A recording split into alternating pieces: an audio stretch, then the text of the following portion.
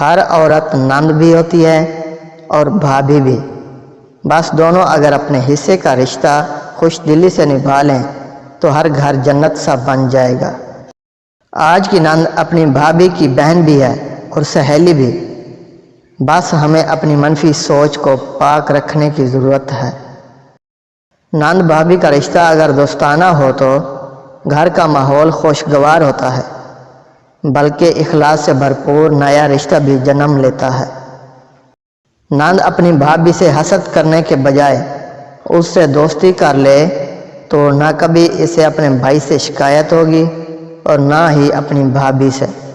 اگر نند اپنی بھابھی کے لیے پیار کا جذبہ رکھتی ہے تو دوسری طرف بھابھی کو بھی چاہیے کہ اپنی نند کے ساتھ مخلص رہے۔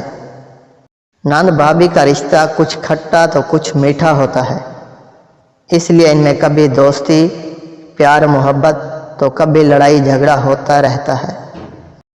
جس طرح 5 انگلیاں برابر نہیں ہوتی، اسی طرح ہر بھابھی اور ہر نند جھگڑالو نہیں ہوتی۔ نندیں کبھی بھابھیوں کی دشمن نہیں ہوتی۔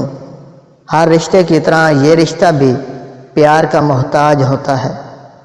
نند اور بھابھی کی لڑائی یہ تقریباً ہر گھر کا مسئلہ ہوتا ہے، لیکن کہیں پر یہ ذاتی مسئلہ بن جاتا ہے جو ظلم پر ختم ہوتا ہے، اور یہ ظلم ایک ہنستے مسکراتے گھر کو برباد کر دیتا ہے۔